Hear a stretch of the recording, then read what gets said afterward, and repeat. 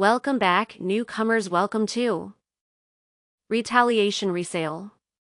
Your gracious host is How Sean. you doing? It's Sean from Retaliation Resale. I want to apologize. I've gotten so far behind on doing a video because I've been listing like a crazy person. I've been selling stuff, shipping stuff.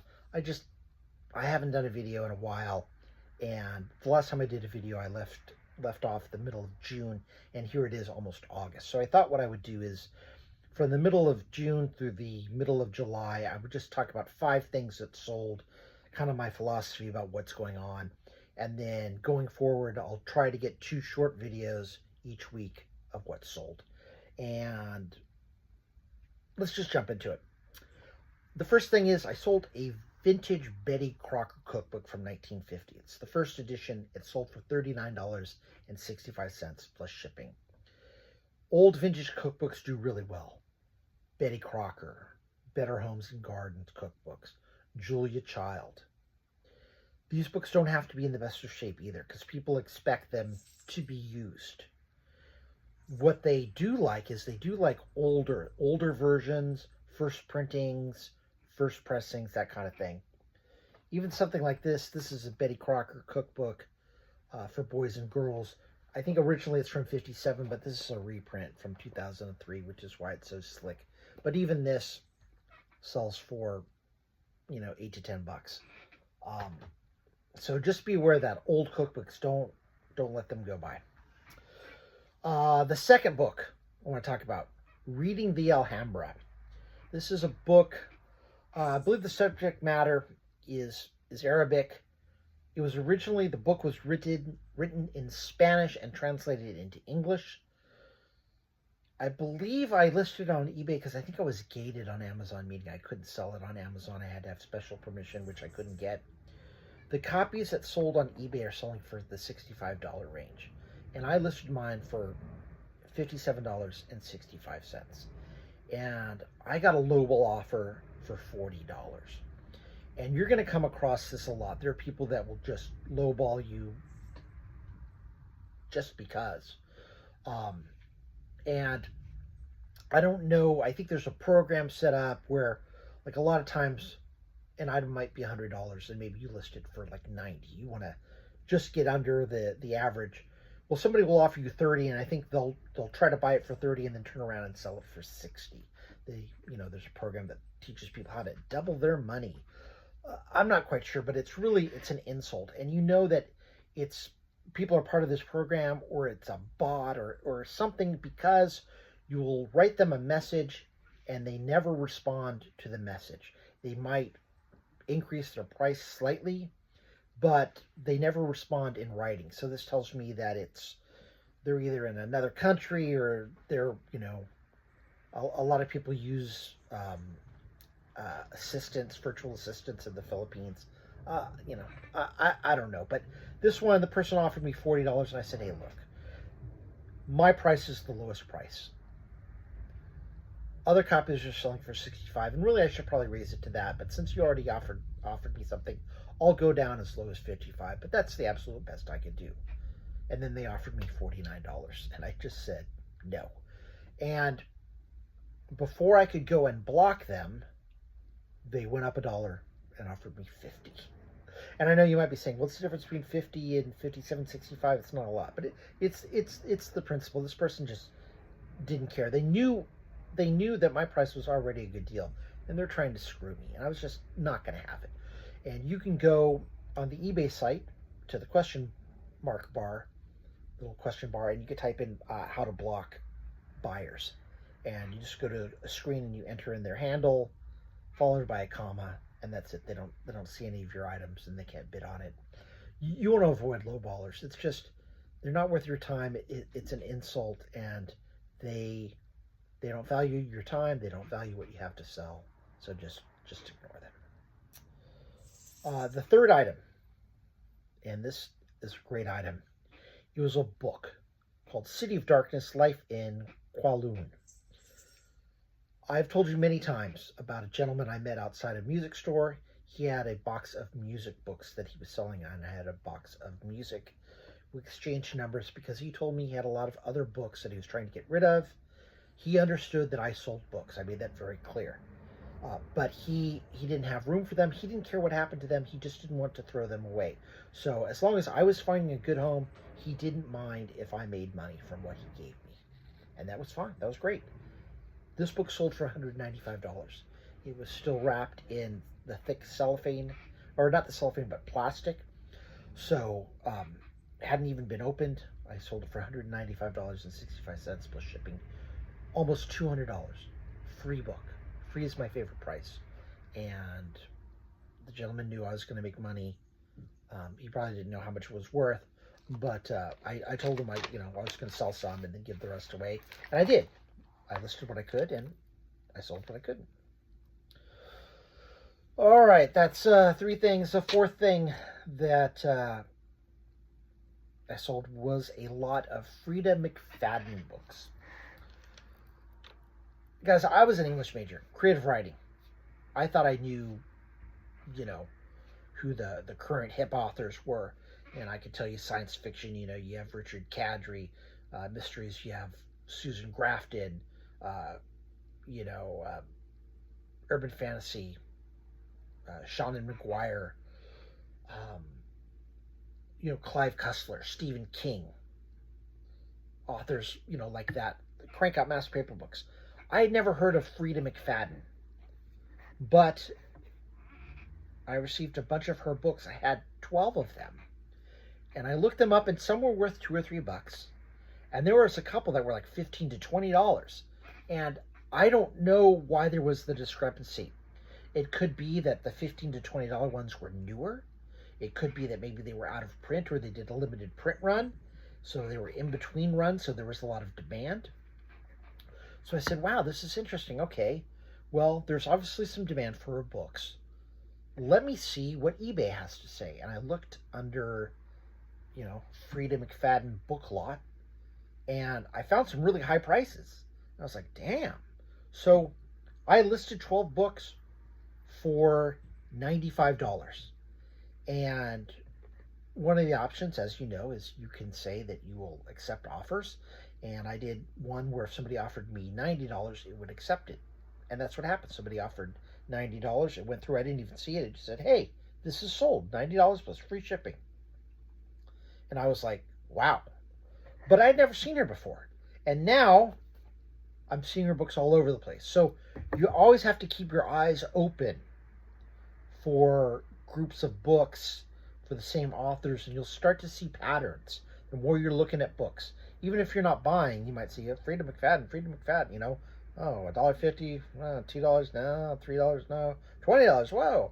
And then all of a sudden you start seeing, like, she's got a lot of books. Wow, okay. So I learned something. I learned about a new author. Now I'm always on the lookout for Frida McFadden. All right. Next author. Hey, bros, what's going on? This is Cotton. Be sure to subscribe to my channel if you haven't already, because subscribing makes you feel good. Marc Chagall. Chagall was a French artist, did lithographs. Lithographs involve using like a flat stone or a piece of metal, and you use a kind of greasy medium, either like pastels or like crayon, something that's oily, and it resists water, and you do some kind of, you put water or some sort of kind of acid wash on the stone, and then you put like a color over it, and you put the paper over it, and you press it, and it gives you a color. And then you use different stones for different aspects of the composition. So you might do red on one stone, then blue on another, green, and you add these images together. And it's sort of a lengthy process, and it takes a while. And Chagall, I like his art anyway, and I know him from these books that I got.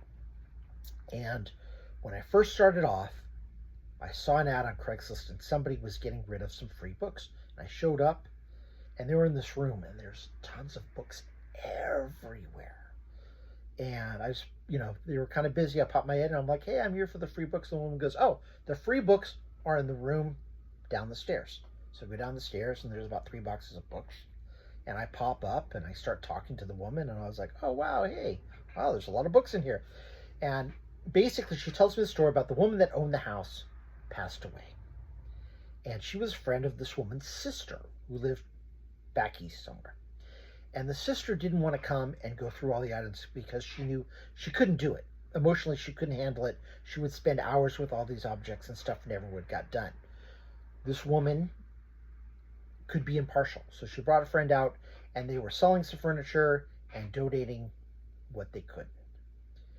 And we were talking. She said, what do you do? And I told her I find homes for books. Some I sell, some I give away, some get donated to rummage sales, garage sales. But I find a home for all the books that I get. I don't throw away any books unless it's like damaged, beyond repair.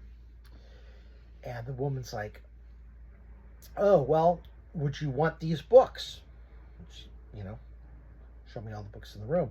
And I'm like, oh, I'd love them, but I have no money. I couldn't make you an offer. And she goes, oh, no. Now that I know what you're about, you can have them for free. And I was like, whoa, yeah.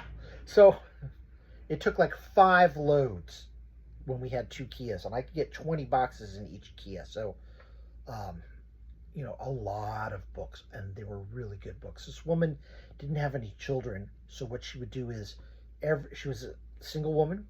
She would go to England like 2 or 3 times a year, and she would go to the museums, and she was the kind of person that would she'd see whatever the show was, the art show, and buy the most expensive art book. There might be like the $20 book, the $50 book, and then the $175 book. She would buy the $175 book. So there were a lot of those books that she had. And she had a couple of Marc Chagall books. And this is one that she had. And inside, there was a price tag. It said, I think 2,000 pounds.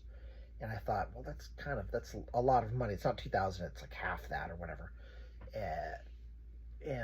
Or maybe more, I'm not sure. But anyway, there's a price tag, but I couldn't sort of reconcile it. I didn't know what to do with this book, and it sat in my closet in a box for 5 years because I didn't want to sell it on Amazon because I didn't know what was going to happen to it. I didn't know, with higher end books, you have to be careful on Amazon because people can do the old bait and switch. They take your good book and then they'll return a shabby book, the same book but in worse condition, and that's how they sort of upgrade. And you can be like, oh, that's not my book, but you don't really have any recourse. Amazon will not take your side. They always go on the side of the customer. So, and I wasn't selling on eBay back then, and now that I've got a couple of years of selling on eBay, I felt comfortable because I wasn't sure, like, am I going to get paid? What if there's a problem, the book doesn't arrive? So I knew about take insurance and requesting a signature and all of that. I looked at a couple of message groups about selling higher end items on eBay and got some really good suggestions. Make sure you get a signature. So add that feature. It's well worth it. And I saw that one of these books had sold for $650, and there was another one listed for $1,000 and another one listed for $3,000. And I looked and okay, and then about 3 months later I said, well, I'm going to list my book. Let me see what's happened with the sales. And nothing. Those books were still there, but they weren't selling. So I thought, okay, I know the book will sell at $650. $1,000 seems to be a little high. So I started it off at $750, and within 2 weeks, a museum actually purchased it for $750. So it was great. I sold 2 books almost for $1,000. 2 books that I got for free, and it's great. I wish I could tell you I went on some great vacation, but there's car insurance, there's cat insurance, and there's food. So there you have it. But and it paid off a little bit of a credit card. So it was nice. But that's why I sell used and new items on eBay, is to pay these bills. So I got both these books for free, which was the best part. But I know what to look for down the road. I know, hey, Freida McFadden. I know the artist Marc Chagall. I've sold a couple of other books that I've received of his for less money because they weren't as in demand, but still.